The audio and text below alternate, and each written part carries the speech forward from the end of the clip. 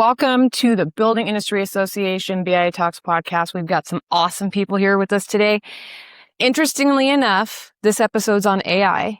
And last year, season 1, episode 13, of all things, episode 13, good luck 13, was on AI. So now here we are, season 2. And it just so happens we're episode 13 again for AI. So super excited to have you guys here today. Everyone knows me. I'm Shannon. I'm going to go around the room and have you guys introduce yourself, and we're going to start with you, Salam. All right. I'm Salam Hassanin. I'm the owner of Star Flooring and Remodeling, and I have been a member of the BIA for the past 7 or 8 years, I think since 2018. Yeah. And the reason I joined BIA because it's the industry standard for organizations, and it's been a really good experience and a good organization to join for networking and making friends. So that's my story with the BIA. Awesome. Real quick, briefly. All right. How about you? All right. My name's Ethan Fudge. I'm a newer BIA member. I was previously the vice president of the SDSU AI Club. That's kind of how I got introduced to everyone here. We did a little presentation, and ever since then, I've started doing talks and showing people different AI things they can do. And then currently I'm working at Star Flooring with Salam here, doing IT and AI integrations. I love that. That's so good. All right, Brenda, how about you? Awesome. Hi, everyone. I'm Brenda Puth. I'm a product designer and user experience specialist. I've specialized in AI and machine learning for several years, like 6 years, with Amazon Web Services and other large tech companies and innovation. Right now, I'm here with my co-founder, and we have a company called Coheric. We are a tech consulting firm that we help companies within the construction industry and all the industries within to optimize their workflows and integrate AI when they need it the most. That's wonderful. And I'd have to say you guys are one of our newest members. And Brenda has jumped in with both feet. She's already a professional women in building member and came to the brunch. And you both are getting super active, which is awesome. I love seeing that. Thank you. Yeah, thank you. All right, you're up, Con. All right. Yes. Con O'Donnell. So working with Brenda and Coheric. My background is for the last year plus I've been doing AI software development and consulting on my own, but then I joined forces with Brenda here for Coheric. As you said, branding member. Previous to that, I have a long career in software at HP. Thank you. Well, welcome you guys for being here. I'm super excited about this. Yeah, thank you for having us. So I'm going to jump to you, Salam, and ask you a little bit about, as far as the BIA, you're on the Specialty Contractors Council, and you found the need for developing a subcommittee. If you want to explain that to us and how you guys started, what you're working on, where you plan on going with it, if you want to dive into that. Sure. At the SCC, I could probably do a shout out. It's really a great council. It's a council of the Building Industry Association, and it includes a lot of trades and a lot of associate members. We discussed the AI and the advancement of AI over the last 2-3 years.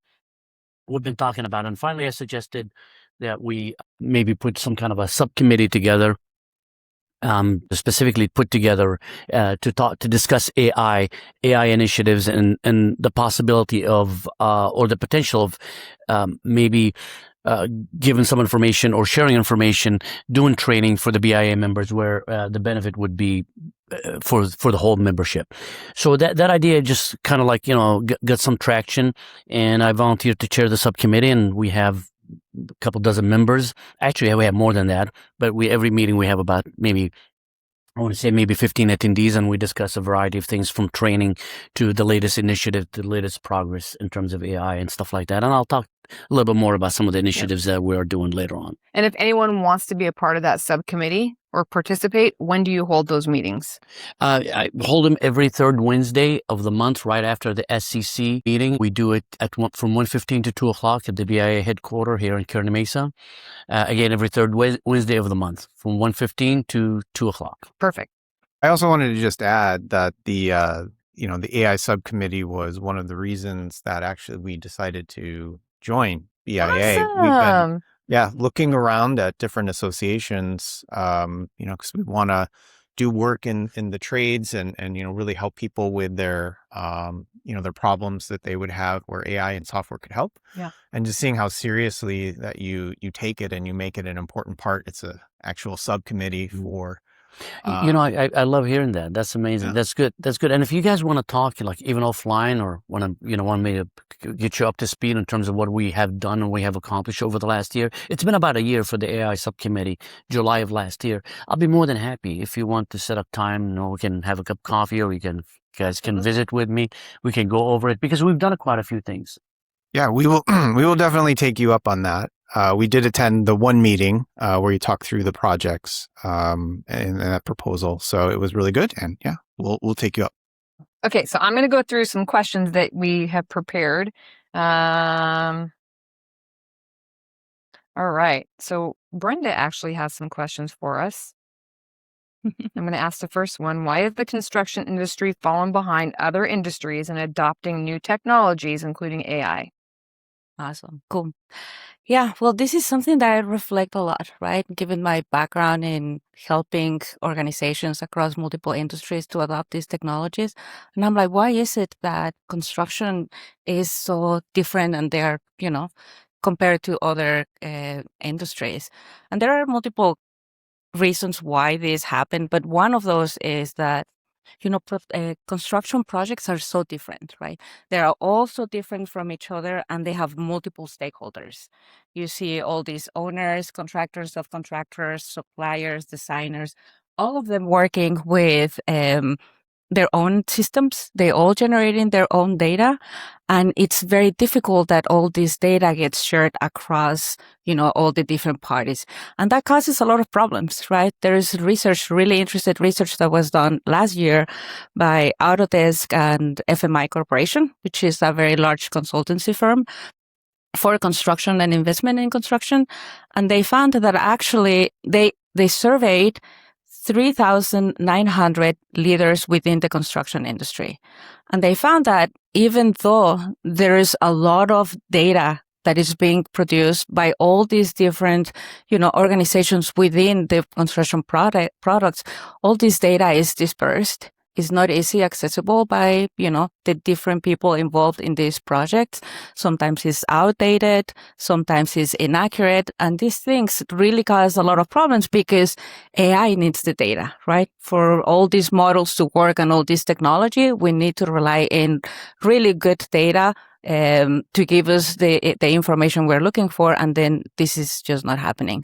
And then we just add to that all the problems that we have within construction, right? Like the labor shortages, or the thin margins. Like companies don't really have a lot of a budget or time to experiment with AI. They are already perhaps behind schedule and not having more people to kind of get creative and do these things. And lastly, what also I see that is very different here is that like companies don't tend to have the internal expertise Yes. to start working on only to think about where do we start, right? So all these things combined make it super complex. And you can think of healthcare, right? Healthcare is the poster child for complexity and regulation. And still that industry, has managed to move forward, much rapidly. But they do have more structured processes, right? They have the electronic health record, which is that entity that gets all the data for patients, right? And that is distributed among all the different players. But construction doesn't have anything like that, doesn't have the incentives that, like healthcare, for instance, would have. So I think that's kind of one of the reasons why I think it's affecting. That's great. Is it okay if I add? Go for it. All right. Another, building on that, but I think there's also a lot of complexity built in for other reasons. I've seen a lack of standardization a lot of times, just in not only processes, but just, mechanisms, like how one person would do architectural drawings is very different from another person. Mm-hmm. And that's not just a company to company difference, but also within a company. You could have just different ways of approaching it. And then you need people knowledgeable about how to handle that. So if, say processes and approaches are different within a company, and then company to company very different, those are harder things to automate. So I think it's a very challenging place, but with the right investment in the technology but process, then you can also fix that. Yep. So one question I see on here that's a really good one. There are some larger construction companies that have embraced technology and AI. What do you think some of the smaller companies can learn from that, or builders can learn from that? Yeah. Well, the data, right? The data fragmentation, they have been able to solve for that. And then you see they are not chasing with, emails, text messages, spreadsheets connected, or data being inputted manually, right? So we don't see that in large companies. We do see that they are succeeding in making all this data foundation plumbing more strong. So that then when they start adding more technologies to their specific workflows, it becomes easier and faster, right? So they had this baseline already established in which, all the fundamentals of how the project is coming is already done. And then they start adding, as they add more complex technologies, then it's just easier. It's a much easier and faster implementation. I'm going to ask you a question as a business owner. Sure. How has AI helped you? Well, a lot, in a lot of ways. We have implemented a few different initiatives, and we are still I don't want to say we're in the initial stages because we've been doing this for the last 2 or 3 years. So we have accomplished some things, and I brought Ethan on board about 6 months ago, 8 months ago or something, and he's been a great help actually since I brought him on board. I mean, recently he created a Star bot, which it can access your email and help you, sort through your email, find stuff, and even write up some emails for you. It can access SharePoint and find information for you. We have even another option, or another app, if you will. It's not an app, but it's another function of it, where we have our CRM there. We literally have a database of customers and potential customers, and we keep track of them and who's handling who, and we keep track of the information and stuff like that. And we're looking at more. We're looking at adding more, like maybe helping us with some of the estimating and stuff like that. And I get the challenges with the construction industry, and each company that's on its own. Everybody's busy. Nobody wants to do it. I mean, who wants another? It's intimidating because it feels like it's a lot. But when you get into it, it's probably not. Exactly. Yeah. I mean, it's a major intimidator for people. And some people are, we didn't talk about this, which is very important: change resistance. Why do people resist change? There's a lot of elements that go in there. Some people resist change because that's their nature. They just don't like change. And it's so odd, especially for somebody like me who embrace change. I look for change, right? But I found out, some people simply, they don't want change. This piece of paper works for me. Why are you changing it? I mean, I do have an employee like this, and she's like, I'm happy with this. Why are you making me do something else and automate this? This works. Just leave it alone. I mean, that's basically her message, very, very assertively. So the resistance to change, and also don't forget something. There's a lot of bad information out there. Everybody thinks they're going to lose their job because of AI. I wholeheartedly disagree. I think what's going to happen, I'm being probably cynical here, or maybe a little sarcastic, but I think what's going to happen with AI, you're going to be required and expected to do more, because basically what the owner, or what the owners, not me, because I'm a nice owner, they're going to give you this tool, and they're going to say, Yep. You used to do 5 widgets a day. I expect you to do 15 now. Yeah. You're not losing your job, but I expect you to do 15, and it's easy for you. So I'm not paying you more. Expect you to do more, but not with no extra pay. And no extra incentives. So that's, at least that's my opinion about that. But people resist change for a variety of reasons, and that's been a challenge. Hopefully in Star we continue to move forward. Yeah. We're moving slowly, gradually, and we keep talking to the staff about it, and we give them these tools, so they are coming around. I mean, it was really hard. I mean, a year ago, are you kidding me? They weren't even going ChatGPT or Claude. Now I think every one of them is using AI to some extent, maybe some more than others. Well, to your point, people being afraid they're going to lose their jobs to AI, it's not that they're going to lose their job. It's going to be the people that don't embrace it and step forward and use it are going to be not relevant. Yeah. That's kind of how I see it. And I'll piggyback on this one, not take too much airtime, but that's important. If you don't embrace it and start learning it and start adapting to it, these are the people who are going to suffer. They're going to find themselves behind. And look at history. I mean, go back to the Industrial Revolution. Everybody thought they're going to lose their jobs. The machine is going to do everything, right? And people are going to just basically lose their job and starve to death. And that didn't happen. Everybody has jobs, and keep going through human history. Every time there was a new invention or a new revolution, we adapted. And if anything, actually we had more jobs. I mean, look at the computers when they came about in the 90s. Same thing. People were like, I don't know how to use computer. I'm not learning. I'm not doing it. It's going to take my job. This is too much. This is this and that. Can you live without your computer or your phone today? No. And do you see people losing their job today Nope. because It actually I is bought a new creating iPhone, jobs. so I'm going to fire 2 people? It's not going to happen. Yeah. You know? Yeah. And I feel like AI is going to be the same thing. So It for is. companies that might be intimidated by it, I would imagine that's where you guys come in. Do you provide service to companies to maybe like show them how to integrate it in or start using it into their everyday business? Is that a part of what you do? Yeah, that's exactly what we do.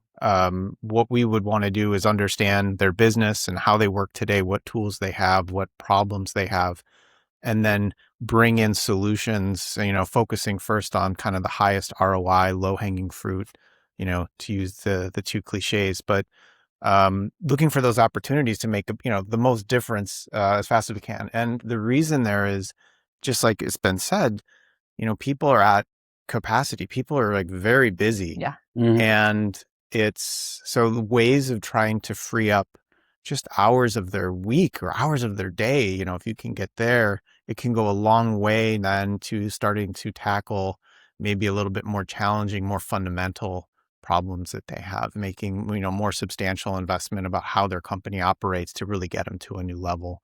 But that's how how we'd approach it. I don't know if you have anything to add.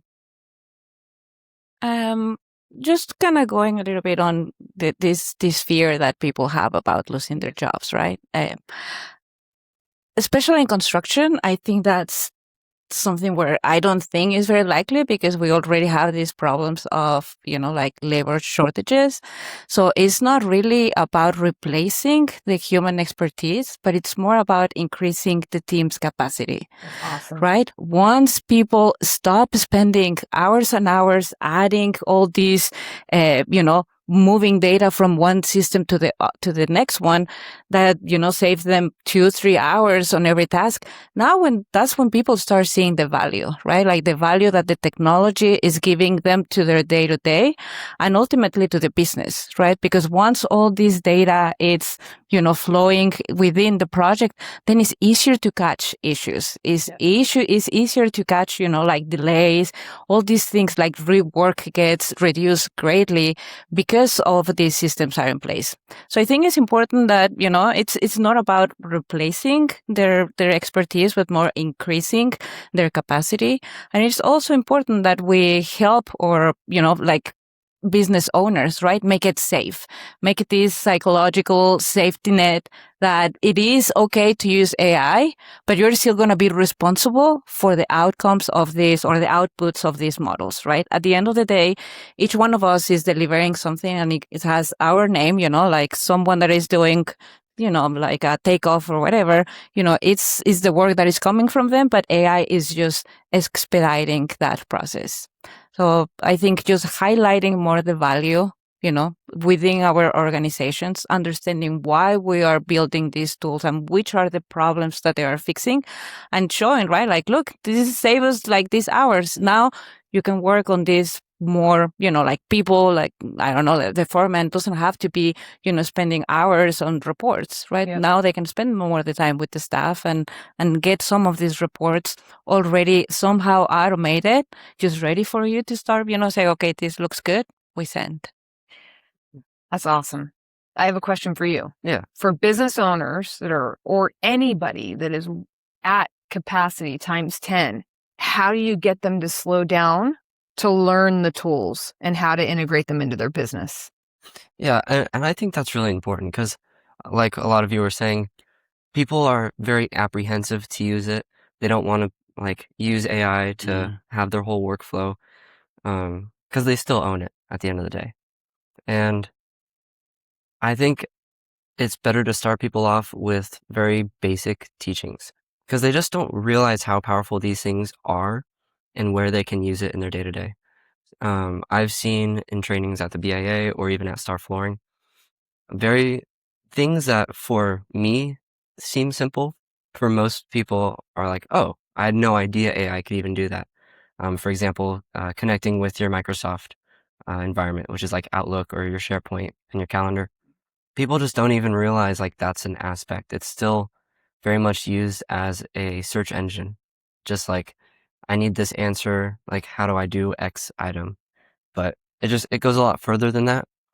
And I think especially in the construction, like business as a whole, it's typically an older generation, not a lot of newer generation going into like office work and things like that.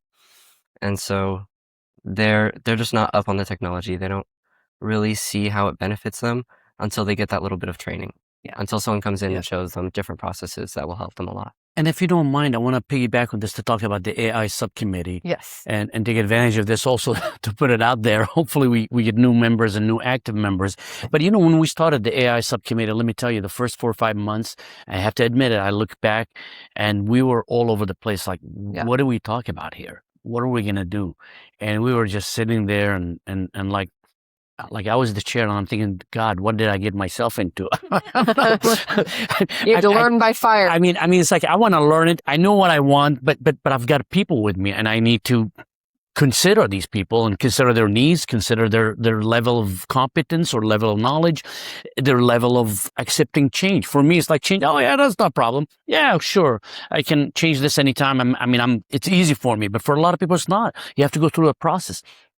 So it took us literally about 4, 5, 6 months to figure out, you know what, we need to start with the basics.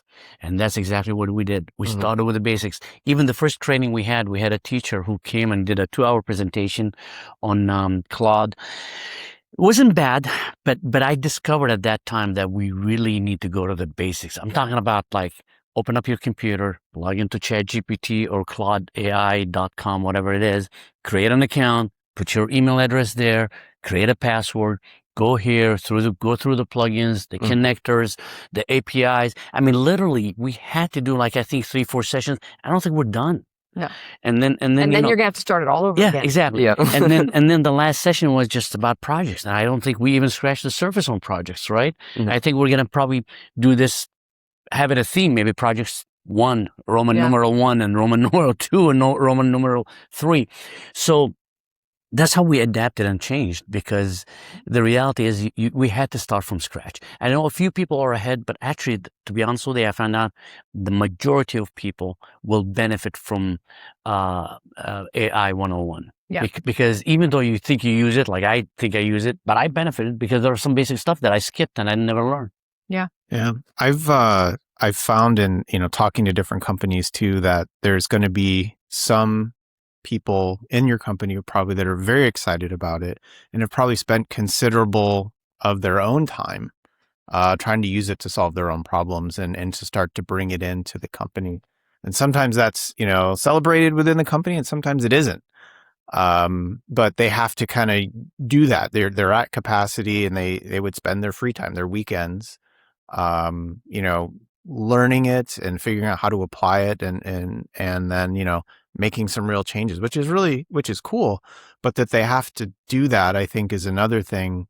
If companies really want this to become, part of how they work, they have to create a little bit of capacity, show that, okay, I know everyone's busy, but Fridays, we're going to do 1 hour of AI training. We're going to do something, bring it into the way that you work, or else it's going to be ad hoc. And some people will just never make the change. Yeah. Yep. And those are the people that unfortunately may not make it through the overall AI integration. That's right. And that kind of thing, though, being at capacity and not able to change, I mean, that's not a construction only kind of thing. That's more universal. I've seen that in my years of, managing big software projects. It's people are just very full, and to change process, to do other things so they get better at how we work.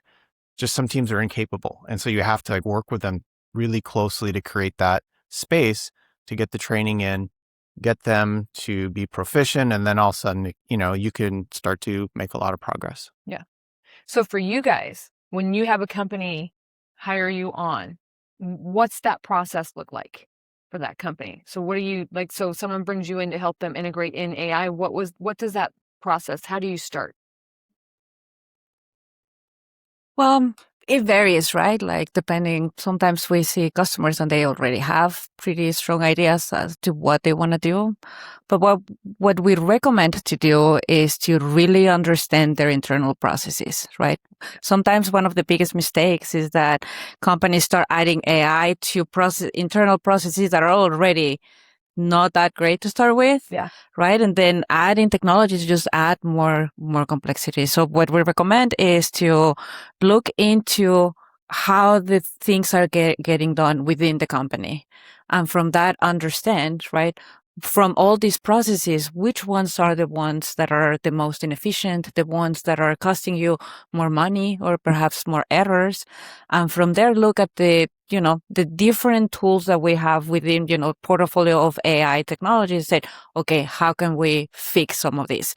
And there are patterns, right? So a lot of what we're talking about data, I mean, we have already tools that we have created that will expedite all these processes, connecting all these systems that are isolated and not talking within each other within the same company. So I think that's a more holistic approach that can help you really understand your entire operation, how your teams within your company are operating, and from that kind of decide which AI technology you want to start with. One other thing that we recommend is like to not start with the biggest, more complex AI projects, right? Like it's really tempting because sometimes, there's this problem that is super complex and is taking us a lot of time.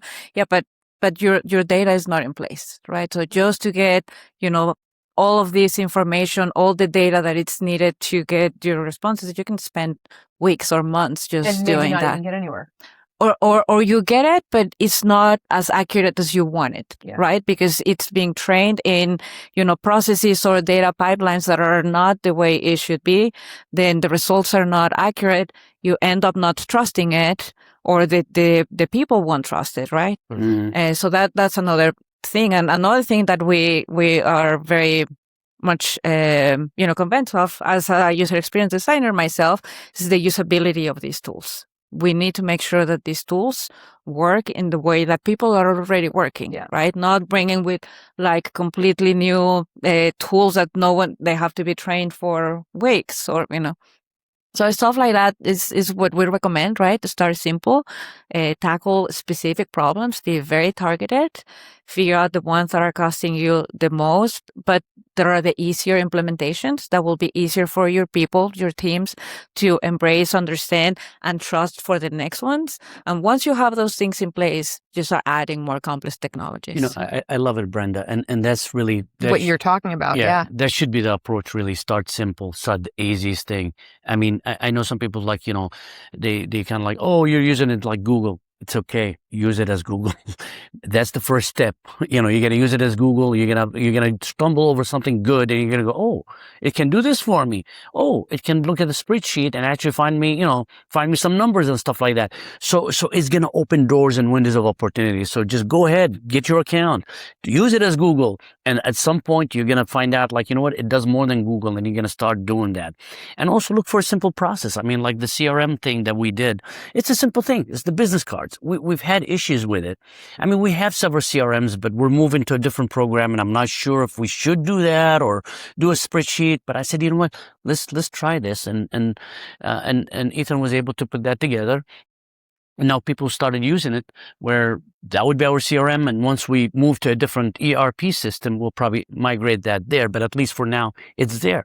You can, like I said, you can just use simple stuff like, I don't know, to organize your to-do list or follow up items. These are my favorites. Yeah, email, right? Like Email, exactly. Email. I mean, I get 200. with email. I get 200 emails a day. 98 unread emails. Oh God. So, yeah. Or I've read them and I need to get back to them and I haven't Yeah. cleaned it out. And now it's like, oh my God. So I yeah. know. It's insane, isn't it? Yeah. Emails. Yeah. Yep. All right. Anyway. I have a question for you, Salam. Oh, sure. A lot of specialty contractors think AI is for tech companies, not trades.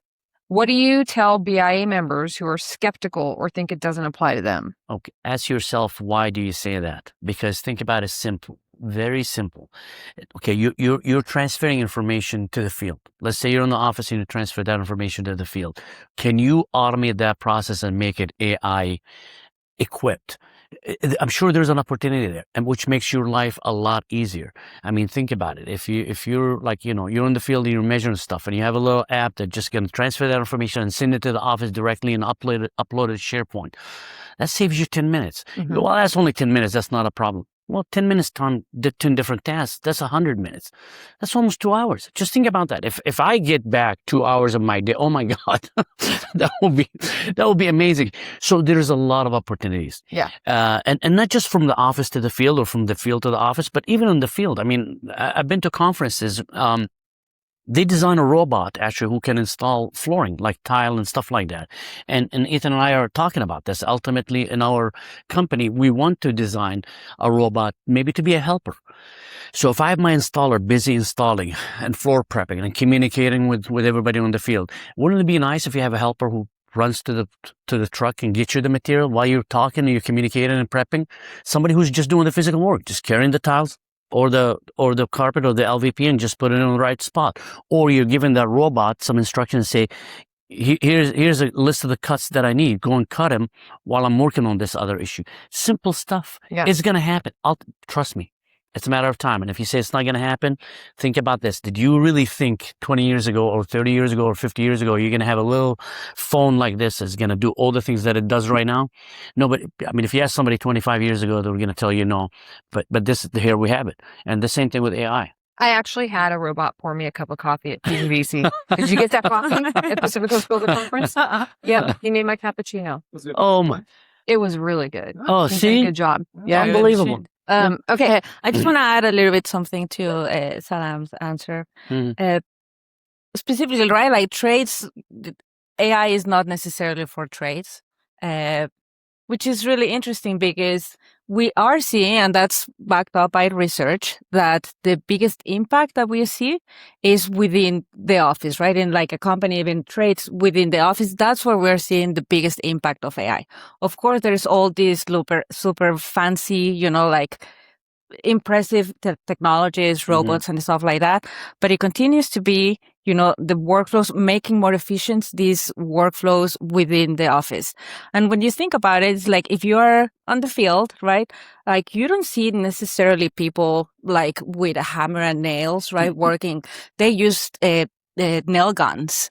But if you think in their offices, they are still moving data manually from system to system, right? And think about the cognitive load that takes for people, right? The person that it's moving all this data, that it's not like, moving from a spreadsheet to their, customer management system. They can do the task, but if it's something that is taking them 30 minutes, an hour, 2 hours, eventually the cognitive load of this person is really heavy. And then there are more mistakes, right? So all these technologies, again, the biggest impact that we see is on all this management. And once organizations and businesses have all this in place, then we can move into, the super fancy robots, or, you're seeing all these 3D models, like construction companies that have this living 3D model that has all the specs, all the materials. And that's the point of everyone, to look at for continue moving that project. But, right, like we need to get the fundamentals. Yep. Can I Go add for it. just one more thing? Like certainly it's helping in the office, but I think with one thing that was also said, making it easier for the field and office to communicate. I worked with a few others to submit a project to the SDSU club, AI club for the fall, and that was on change orders, which seems to be a pretty universal problem among subcontractors. Mm-hmm. And with that, a lot of it is, can you capture the change order? I mean, it starts very fundamental at a fundamental level. Where can we make it easy with AI to even capture what's being asked to change? And then if you know that, then you can transmit that back to the office and then easily go through other steps around, okay, here's the change. Well, what will that cost us? And then, what does it impact in time? And then if someone's going to have to make a decision on it, well, how easy is it for that person to make that decision? Are we giving them all the context that they need? And then once you decide, then you need to notify people. And so along that entire journey, there's little places where AI can make it so much faster. It can give you that record so that then you can get paid for the changes that you've done. So it's things like that that can make such a huge difference to subcontractors. Yep. And I think it's super applicable. So I can tie into this conversation and talk about the AI project and also add a little bit more if you're go for ready, it. Yeah, because that's one of absolutely. the, I think, the areas that you asked me to discuss. So this is brilliant. I love the idea about the change order because when I think about it, where do we have problems in the construction industry? And I'm sure these problems are not unique to the construction industry, but the reality is, change orders is one of them, but it's one aspect. The reality is just the amount of data, the amount of information that we have. I always say this: we have an information overload. When I get 250 emails, that's just not normal. That's not normal, and then add to that, you go. I was in the field right now before I came here. I spent about an hour and 15 of intense, really intense, draining conversation with the superintendent and our owner representative. And you said you used very good terms here. What did you say? Cognitive overload or something? So that's it. I came here. I'm like, God, I need a break. I need an hour break before I start this podcast. Where are your breaks? Yeah, but you know what I mean. But it is like, it's overloading my mental capacity and all. It's not physical, but it's just like I had to argue about change orders. Like, we did this. Oh no, this took 2 hours. But no, you didn't see him when he did this. I'm like, oh my goodness. But if you capture all that in an app or in some kind of an automated AI process, and all that is captured right there by you and your team, and you have all this conversation, and you've got the change order, you've got the details and everything, that saves you tons of time. It's like, here it is, here's the minutes, here's the conversation, and that's a huge thing for us, where we're losing on a lot of stuff, because a lot of the conversations is not, even when you document it and everything, it's almost like sometimes it's there, but I don't know where to find it because there's so much of it. But if you've got an AI app who's like, literally you can ask them, it's like, hey, go get me, do you remember the conversation that I had on Friday, July 31st about the exterior wall stone? Can you give me all the points that I made there and they made there? So just imagine if I have all those in one shot, because they were asking me questions and I know I have the answers, but it'll take me probably 45 minutes to find the answers, because I literally have, for that job, I probably have 2,500 emails between now and the last 8 months. So I love it. And now, to tie it into the AI project, and Ethan is here, and I want you to talk a little bit more about that. But we were fortunate enough that we, literally kind of stumbled over the San Diego State University's AI club, and I happened to talk to Ethan, and we connected with the officers and their members, and we thought there is a potential of maybe doing something together and we can benefit each other. So they've been coming to attend our meetings, and they've been helping us. Actually, the last 4 or 5 sessions of training for the SCC AI subcommittee have been done by the San Diego State University's AI club. Ethan did at least a couple of them, and we had other people do stuff. So that relationship is really good, and also that relationship also advanced and progressed to the point where now, in collaboration with the SDSU AI club, we are seeking out projects from BIA members where the students can work on and automate them. So the BIA members are being asked to identify some kind of a workflow or process that they want to automate, and they want AI to help them automate, where the students, San Diego State University students, can work on and help them automate it.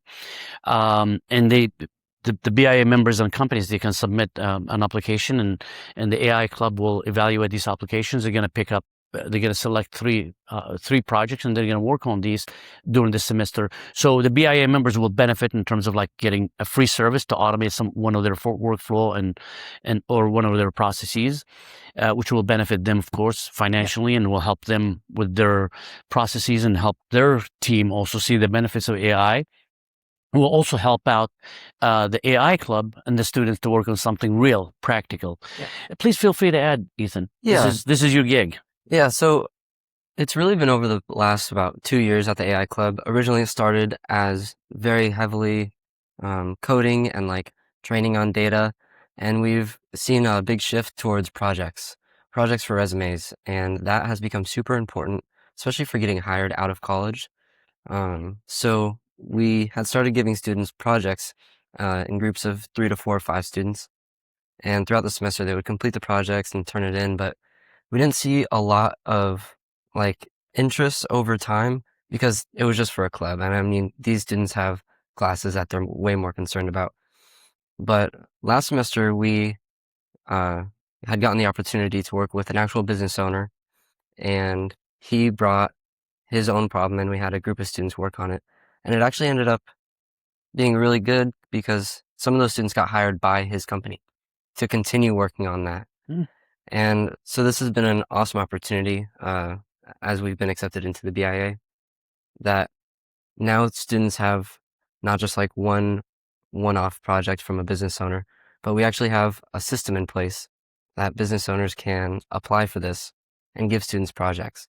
And it's just great for both parties. Not only are the students getting a project that they can feel proud of at the end of the semester, put on the resume, and also connect with business owners, but it's forcing business owners to look at their processes at such a level that they have to be able to explain the whole thing to students. So they actually have to look at what they're doing and how they can make it better, instead of just, oh, we've had this process in place for years. It's good. It's fine as is. It's forcing them to look at it and try and improve upon it. And that goes back to what you were saying. Do you have your systems in place to be able to even integrate in AI? So that's awesome. Yeah. Definitely. Okay, so we got to wrap this up because we are running long because it's such a great topic for you guys. If someone wanted to hire you for your expertise, how would they go about doing that?